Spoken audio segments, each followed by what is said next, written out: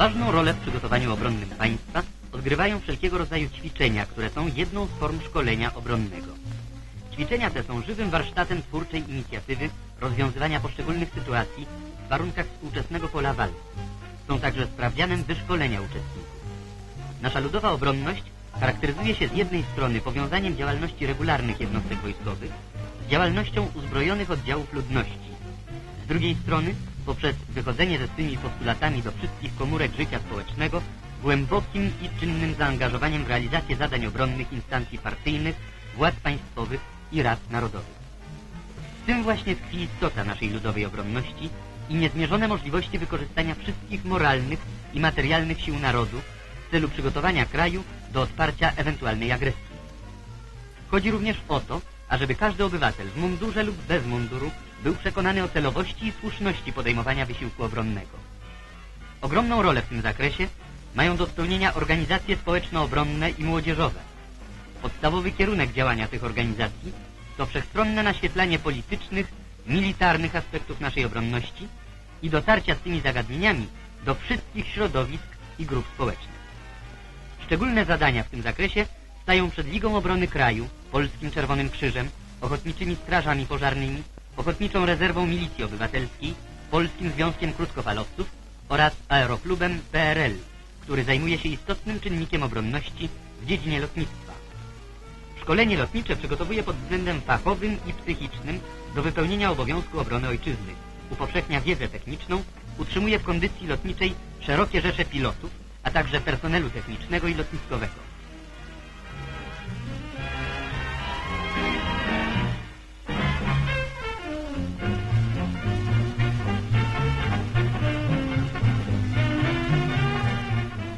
Realizując zadania z zakresu obronności, organizacje te ściśle współpracują z władzami politycznymi i państwowymi oraz z terenowymi sztabami wojskowymi. Zachowując pełną samodzielność statutową i odrębność organizacyjną, kierują się postulatami obronności i jednoczą swe siły w zakresie przygotowania społeczeństwa do obrony. Mamy więc do czynienia z zakrojonym na szeroką skalę systemem naszej obronności, łączącym poczynania organizacyjno-militarne władz państwowych, jak również świadomy udział w realizowaniu tych poczynań całego społeczeństwa. Idea obronności przenika głęboko w glebę społeczną, znajduje ogólne poparcie i zrozumienie.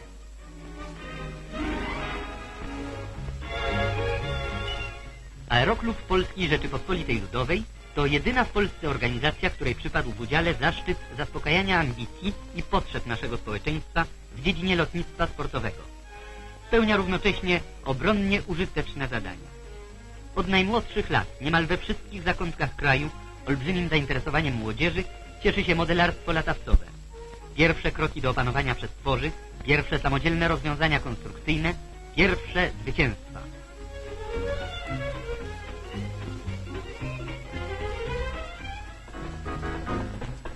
Lotnictwo na stałe już weszło do programu zajęć harcerskich.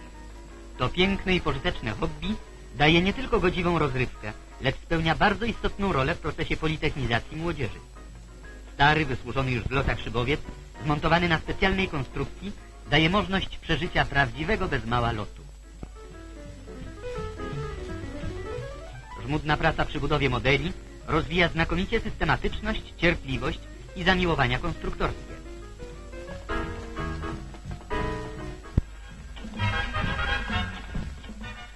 W kilkuset modelarniach stanowiących podstawowe społeczne ogniwa organizacji zgłębia bardziej złożone tajemnice budowy statków powietrznych wielotysięczna rzesza modelarzy lotniczych.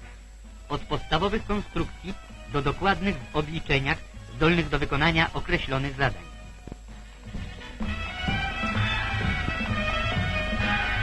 Na pozór zabawka, jednakże są to właśnie pierwsze wyniki politechnicznego wychowania. W ten sposób kształtują się nawyki dokładnej, precyzyjnej roboty.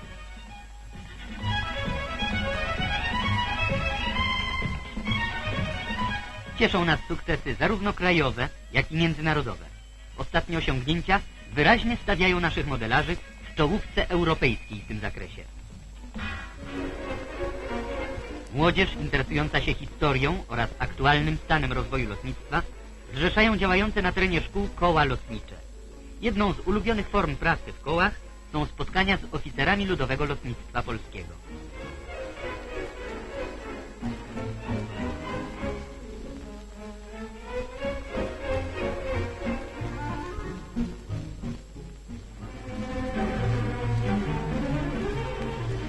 wielu ośrodkach lotniczych działalności politechnicznej na odcinku lotnictwa patronuje Związek Młodzieży Socjalistycznej, czy to na obozach przygotowujących młodych skoczków spadochronowych, czy na obozach szkolenia szybowcowego.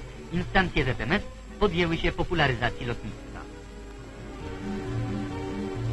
Spotkania z pilotami szybowcowymi, zapoznanie ze sprzętem, pytania, dyskusje.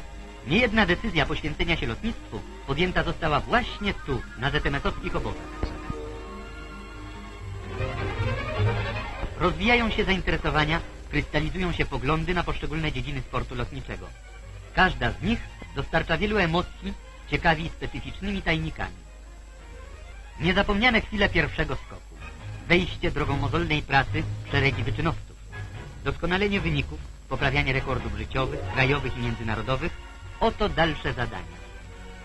Zostać mistrzem sportu spadochronowego. Długa to jednak i żmudna droga. Wymaga zarówno talentu, poświęcenia, jak i wewnętrznego zdyscyplinowania. Niebagatelna jest także praca zarówno w zakresie poznania sprzętu, jak i praw przyrody. Przyrodą za pan brat. Kierując się wielokroć wręcz ptasim instynktem, wkracza na drogę wielkich przygód lotniczych młodzież, która się poświęciła szybownictwu. Piękny i pożyteczny sposób zużytkowania młodzieńczej energii.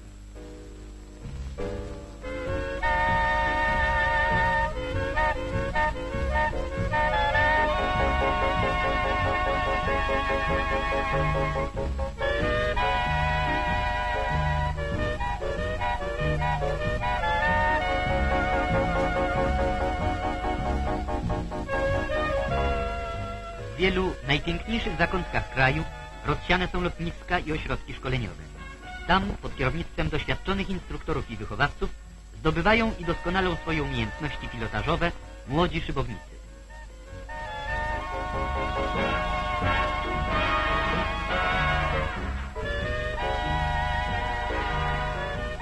Z nich właśnie wyrósł już liczny zastęp doskonałych szybowników, którzy szeregiem rekordów oraz zwycięstw w mistrzostwach świata rozsławiają imię Polski. Na obu półkulach znani są nasi szybownicy: Makula, Popiel, Witek, Wróblewski, Kępka i wielu innych, mistrzowie i wicemistrzowie świata. Z nich biorą przykład młodzi szybownicy, marząc zapewne nie bez powodu o zdobywaniu w przyszłości nie mniej imponujących laurów.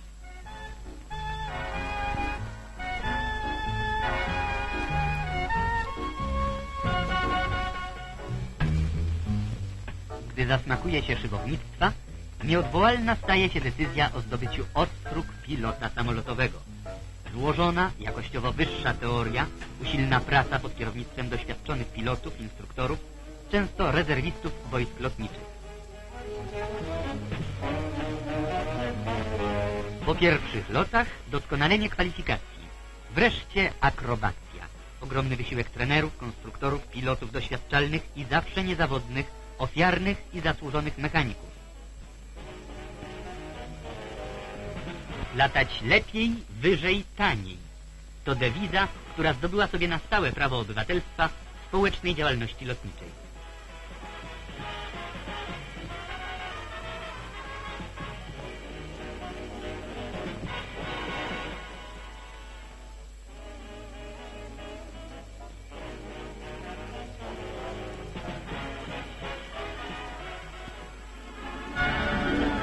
Przeważająca większość sławnych czerwonych beretów wywodzi się z aeroklubów regionalnych. Na obozie, gdzie podjęta zostaje ostateczna decyzja o wyborze właśnie tego rodzaju broni sił zbrojnych, trwa kilkunastodniowy okres intensywnego szkolenia.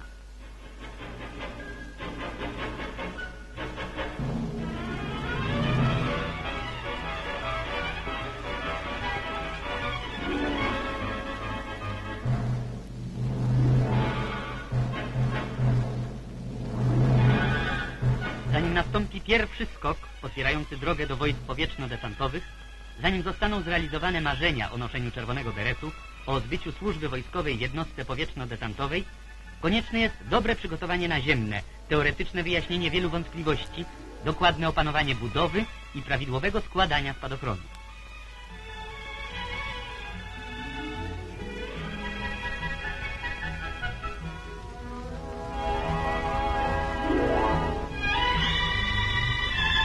Wreszcie ostatnie wskazówki instruktora, kontrola sprzętu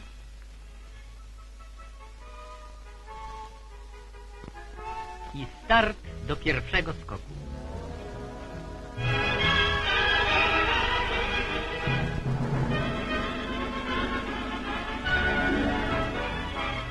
Jak grzyby po deszczu wyrastają na niebie białe czasze spadochronów. Pierwszy krok został zrobiony.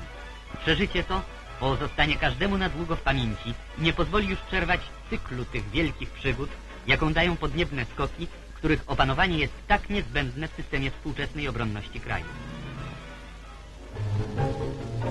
Kto pragnie uczynić z lotnictwa przedmiot swojego zawodu, a zwłaszcza kto chce zostać lotnikiem wojskowym, musi przebyć ściśle określoną drogę. Pierwszy i zasadniczy krok na tej drodze to lotnicze przysposobienie wojskowe. Na obozach LPW kandydaci do służby w lotnictwie przechodzą szkolenie teoretyczne i praktyczne, będące ważnym ogniwem eliminacji przed przyjęciem do oficerskich szkół lotniczych. Pierwszy stopień lotniczego przysposobienia wojskowego to szkolenie szybowcowe. Na organizowanych przez aerokluby obozach szkoleniowych kandydaci do służby w lotnictwie poddają pierwszej próbie prawidłowość tej decyzji odnośnie wybranego zawodu. Chociaż na pozór, gdzież tam szybowcowi do nowoczesnego odrzutowca, loty na jednym i drugim mają wiele wspólnych cech. Główne z nich to poruszanie się w tym samym żywiole, to konieczność znajomości zarówno praw przyrody, jak i opanowania sprzętu technicznego. Wyższy stopień wtajemniczenia stanowi natomiast szkolenie na obozach lotniczego przysposobienia wojskowego drugiego stopnia. Stąd z reguły wszyscy po opanowaniu programu szkolenia i złożeniu egzaminów z zakresu teorii i praktyki latania trafiają do oficerskich szkół lotniczych. O przyjęciu do OSL-u decyduje też w zasadniczym stopniu sylwetka kandydata na przyszłego oficera pilota, jego osobiste walory, postawa społeczna, dobre wyniki w nauce oraz odpowiednia kondycja fizyczna sprawdzona w czasie specjalnych badań lotniczo-lekarskich. Służba w obronie polskich przestworzy wymaga hartu i męstwa, opanowania i odwagi, odpowiedniej sprawności psychofizycznej, silnej woli i charakteru, a także dużego zasobu wiedzy fachowej i sprawności umysłu.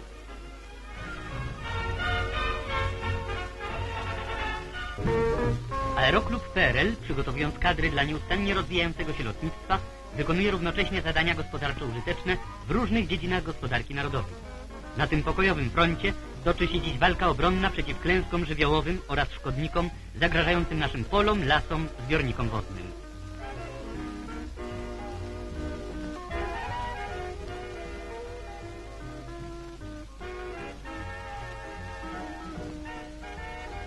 Lotniczy Zespół Usług Gospodarczych rozrasta się coraz bardziej.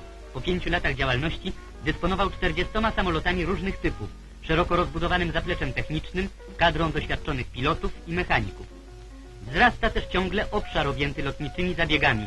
Na przykład w ubiegłym roku samoloty gospodarcze przebywały łącznie w powietrzu blisko 3,5 tysiąca godzin, przelatując trasę równą 12 okrążeniom kuli ziemskiej. W tym samym roku samoloty Lzugu opyliły ponad 100 tysięcy hektarów użytków rolnych i leśnych. Latające maszyny rolnicze nie budzą już sensacji we wsiach naszego kraju. Coraz częściej pomagają w pracy rolnikom i pracownikom państwowych gospodarstw rolnych.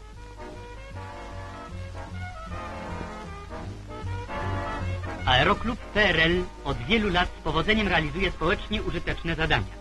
Całokształt pracy patriotyczno-wychowawczej zmierza w kierunku zrealizowania pragnień młodzieży. Jak najlepiej służyć ojczyźnie, pomnażać jej siłę obronną, spełniać obywatelski i patriotyczny obowiązek wobec rodzinnego kraju, wobec narodu budującego w ofiarnym trudzie socjalizm.